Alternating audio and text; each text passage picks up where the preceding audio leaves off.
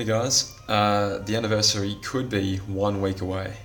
Um, that's pretty exciting, and a lot of us have theorized that if you look at the order of premiums released in Japan, compare them to the order of premiums released in our version of the game, they just jumped over Illustrated Kairi when they brought out the Dark Riku and the World of Chaos medals. Which would make you think that, I mean, and they know how much we want them, they can see the Twitter posts and the Reddit posts and whatever else. You would think that they want to celebrate the anniversary and say, okay, here's your Illustrated Kairi 2 out for the anniversary, here you go, you now have a chance of getting it. My question is she still as relevant as we all sort of anticipated that she was going to be? And why do I say that? Because with the release of Union Cross and this new trade system, medals like this little bastard right here that we just got for free could, if you get lucky, do almost all that she does without spending a lot of jewels. Alright, so let's make some assumptions here, okay? So we're going to assume that 1, Illustrated Kairi, 2, Tieri, whatever you want to call her, uniform, Illustrated Kairi, whatever you want to call her, is going to be released on the anniversary. And now we can have to think, is she either going to be a Mercy Pool or is she not going to be a Mercy Pool? The last 2 Epic Medal Carnivals that we've had, no, 3 now, because Ursula and Key Art 3, the HD Roxas and the other 3, and now this brand new one. 3 Epic Medal Carnivals in a row have not had a Mercy Pool in them. For me, it worked out amazingly well. 1 pull from one of those, and I was able to get a tier 5 medal dotted with 3 orbs. A lot of people are not that lucky. That poor bastard Shenang. You should go watch his video whenever you think of pulling. Whenever you think, oh, maybe I'll get lucky, watch that guy's videos. The last 2 big ones that he posted, spending hundreds, if not over 1,000 Australian dollars on pulls and not getting a single tier 5. Like, God, you know the outcome, you know what's going to happen, and your heart still breaks every time. It's like, man, I might link that video, because that guy needs some views, maybe a couple more YouTube cents to to ease the pain of how much money he spent. Good lord. Anyway, if Illustrated Kairi 2 is not a Mercy Pool, then some people are going to get it, because we're going to get 6,000 jewels, right? Some people are going to pull twice, and they're just going to get it within their first 2 pulls, and they're going to be lucky people, like I just was. I can't possibly say it's a bad thing, because I just received that luck. And some people that have saved 20, 30,000 jewels, like me and lots of others, that were expecting, like a 10 pull Mercy, and have been saving, scrupulously saving for that day. They might not get as lucky, because 10 pulls at a 2 to 3 to 4% rate of pulling it, the math doesn't add up. The math is not in your favour for pulling one. So yeah, we can either assume that she's a Mercy Pool, in which case the question then becomes, is she still worth either 15 or 30,000 jewels, depending on whether it's a 5 or 10 pull Mercy? And if she's not a Mercy Pool, how good is the deal to justify your potential disappointment if you don't get her in your however many pulls you feel like doing? Okay, so if she is a Mercy Pool and she's worth either 15,000 or 30,000 jewels to pull 1 copy of her, now that could be dotted, they could have dots on it, but her effect doesn't really gain much benefit from having dots. She's a fixed damage medal that restores 10 gauges, and in the Japanese version also gives all enemies on the field a attribute down debuff of all attributes, as well as giving yourself an attribute up buff of all attributes. That attribute up buff was a something of a mistake. One sec. Sorry. Okay, so I mean, you guys probably know the story of Illustrated Kairi too by now, but yeah, so the attribute minus defense of all the enemies was an intended effect, but the strength bonus to yourself was not an intended effect. So even if we don't get the medal, even if we get it as it was originally intended, with just it does a heal as well. Fixed damage, heal, and minus defense for the enemies. Even if we just got that, that's, still pretty good. But I think the big draw for a lot of people was the 10 gauges. Like, the heal is nice, sure, but in this current climate of you want to one-turn everything you possibly can, and given that so many people still have Illustrated Kairi 1, it's not really as relevant. I mean, the healing factor is obviously a cool thing, but I mean, I want to one-turn everything I possibly can. The Colosseum, most of the enemies are weaker, but they will deal so much damage they will just outright kill you. So healing is not a massive deal unless you use second chance to survive, which you could. What else? And the trade system is now a thing. And what I mean by that is that Chip and Dale medal that I mentioned before, as well as the upcoming 101 Dalmatian medals, they have free medals, and in the case of the Dalmatians ones, farmable medals, which on their own restore 4 gauges to you for 0 cost. One of the new traits coming out, as I'm sure many of you know, is a trait called double activation. That trait means you can use the medal once, and then 100% of the time you can use the medal again immediately after. And the only downside is it only deals 40% of the damage the second time. To use it twice, you have to incur the same cost twice, but on a lot of buffing medals, where we either make them cheap ourselves with the SP reducing skills, or they just naturally cost 0, like the gauge restoring medals, that's effectively 8 free gauges if you were to get double activation on your Chip and Dale or Dalmatians medals. I said in my Chip and Dale medal you should keep the medals separate, and that's at the time I didn't even know why. I just heard mumblings of keep them separate. And I'm very glad that I did, because, and the same advice actually goes for the Maleficent medals. A tier 3 medal will be able to be equipped with 1 trait. There are currently 11 traits, and I've got the old list here. So double activation is the first one. So again, you can use the medal immediately after you use the special attack the first time.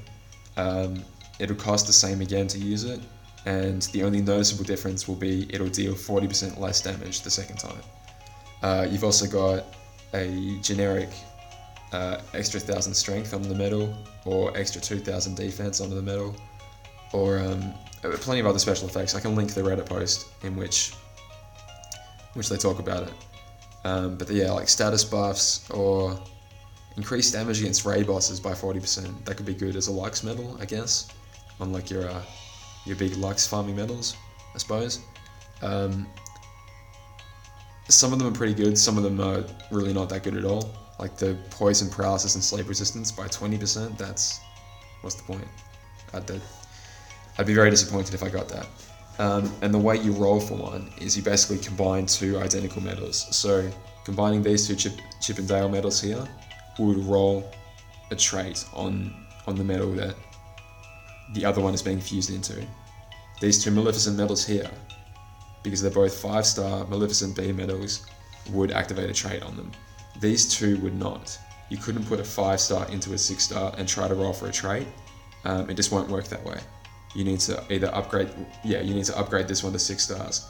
Now it shouldn't matter that this one is boosted and that this one is not. That won't play into it at all. But a 5-star will not roll a trait onto a 6-star. The same way that it won't add a guilting dot.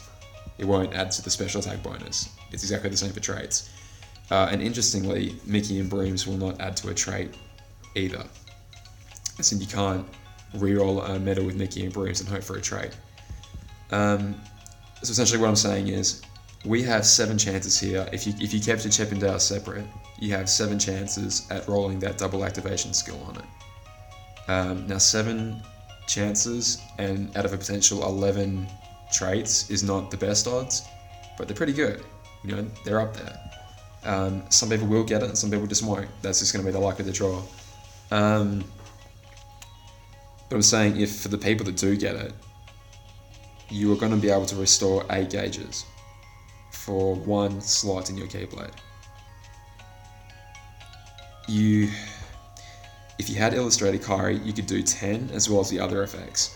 But is that worth 15,000 joules or 30,000 joules or an indeterminate amount if we don't get a Mercy Pull at all? An extra 2 gauges. In my mind, honestly, no. Like, we have so many good things coming on the horizon. And honestly, each deal gets better and better every time. But I can't see myself just blowing my entire, potentially 30,000 joules by the time Cross comes out on that medal. I can't see myself doing it. Even if Chip and Dale doesn't do it, the 101 Dalmatian medals eventually will. Eventually. Like, the only way that the Illustrated Kairi could be superior is if it itself had double activation, right? And in which case that'd restore 20 gauges. That'd be huge. A huge 20 gauges. You could run the most expensive setup and finish it off with an Illustrated Kairi and get them all right back. That'd be monstrous. But for now, that would cost you an obscene amount. You need to either Mercy Pull it twice or get extremely lucky with no Mercy Pull and just randomly draw 2 of them. And they have to be 2 separate. They couldn't come orbed. So that would cost you a lot of joules to try and get 2 Illustrated Kairis and then fuse them together with a 1 in 11 chance of getting double activation. That is not going to happen for a lot of people. You could literally, like, there's a 9% chance every single time of rolling that. People will get extremely unlucky doing that. They will roll and roll and roll and roll, and they'll get extra strength, which wouldn't help at all, extra defense, which would. Freaking yeah, it would take a long time for them to get double activation. And honestly, this is where the game starts to go back into the whale's favor, because the whales that can afford to do that, well, maybe not even afford, but choose to put money into the game, and will just roll and roll and roll and roll over and over again for new, like, gilted, you can't even say gilted premiums anymore, but for the perfect premiums, with the perfect guild and the perfect skill, this is where the power is going to shift radically again. Like, we were almost at the point where we weren't even close to their level, but we were starting to catch up. Like, we got Mickey and Brooms, we're getting pre-orbed premiums. Like, I mean, I did 1 pull and I have again, I'm the exception, not the rule, but for a tier 5 with 3 dots on it, I'm 1 Mickey and Brooms away from having a gilded tier 5 medal. That's insane. Like, I'm a complete free-to-play player and I've nearly got a gilded tier 5 from 1 pull. So it's like, with extreme luck, and I'm talking like way luckier than what I got, I'm talking like 5 gilded tier 5s from 5 pulls, plus a crap load of Mickey and Brooms, whatever. A free-to-play player could potentially keep up, almost. Like, you'd have to get very, very lucky, but we could almost do as well as a premium, whatever, whale, whatever you want to call them, player in certain areas. And so how do the whales then feel like the money that they're putting in is worth the justification of, like, how do they feel much more powerful than the rest of us? They get way more chances to roll on traits. That's how you do it. They get their Illustrated Kairis or whatever, regular Illustrated Kairis, and they get another one, and they get another one, and they get another one, because they pull, and they pull, and they pull. And then they go, okay, I've got 5 or 6 or 7 of these things sitting there. I'm just going to throw them together, throw them together, throw them together. Hey, I got double activation. Now in 1 turn, I can get to +6 general attack, because the buff, the cap is going up. I can get to +6 general attack. I'm gonna, when those EX medals eventually come out, I'm gonna pull 3 or 4 of those. I'm gonna roll them together. Hey, I got double activation on another one. Now I'm at +6 general attack, at +6 power attack. They're at -6 power defense.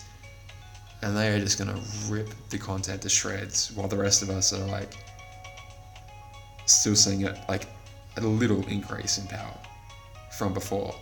Like we'll get like dotted tier 5s, but unless we can guilt them, I mean, and even if we can guilt them, it's still going to be insane. Like we'll be a few buffs short basically. And yeah, I hope you guys are ready, because anyone that's spending money on this game, spending money and getting lucky basically, is gonna just, it's gonna be insane to see. Really, like, I really can't wait to see in the first few weeks of Union Cross coming out. The first few high score challenges, like, oh my god, they're gonna be crazy. Oh, the Coliseum the first month after Union Cross comes out is gonna be crazy.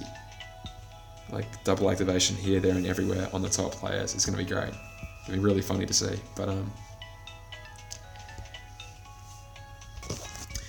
okay, so I don't want this video to ramble on too long, but what I'm trying to say is Illustrated Kairi 2 still worth it to you? And if so, how much are you willing to spend on her? If there's a really, really cool new banner coming out when Union Cross comes out / when the anniversary comes out, and those two dates may coincide, they may not, they may be a few weeks apart, are you going to pull on them, and if so, how much? Like if it's just a identical version to the current banners that we've got, where Illustrated Kairi 2 is featured with a no mercy pull, but she'll come orbed and you're guaranteed at least one premium every time, I'm probably going to hold off. I'm probably not going to bother. Because to me she's not worth, she might be worth like 1 or 2 pulls just to see for luck, but and because I don't have any premiums right now, I could really do with like an illustrated Shion or whatever. I'd almost be pulling more for the other premiums than for her, but I'm really curious to see like what you guys think, because yeah, we're gonna get those Pong and Perdita medals or whatever, the 101 Dalmatian medals. Like, we might get lucky with these Chip and Dales. Like we're gonna get 8 gauges free if we're lucky, for free. Yeah, we can farm it to death. It might take us a while to farm it, and the content might not all be out yet, but it won't take long, and it certainly won't take as long as we've been saving these jewels for. So I'm really, really curious as to what the entire player base does. Like if they take the bait and go for it, it's like, they think we've been saving all this time, let's pull the trigger, let's buy all these, let's try and pull for Illustrated Kairi. If she's not a mercy, man, people are going to miss it. People are going to do their 30,000 jewels worth of pulls that they've been saving up all this time for, and they're not going to get it because the odds just aren't in their favour for it. And then, like I said, people that started the day before the game came out got 6,000 jewels from the login bonus, or the registration bonus, sorry. They'll be like, Illustrated Kairi 2, what's this thing I just pulled? Cool.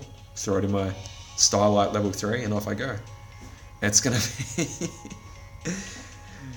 it's gonna be a shit show. I can't wait. And like I said, I might just avoid the entire thing, because while I understand that she has great value, and especially having one of her with double activation has immense value, the odds of getting that are minuscule, completely minuscule. So yeah, let me know what you think, guys. I'm really, really curious. I've been trying to try out live stream. I know a few of you guys have been trying to see me do that, so thank you for your support. I can't quite get it yet, but I'm not going to give up. I'm definitely going to keep working on it, and I hope you guys check it out when that eventually happens.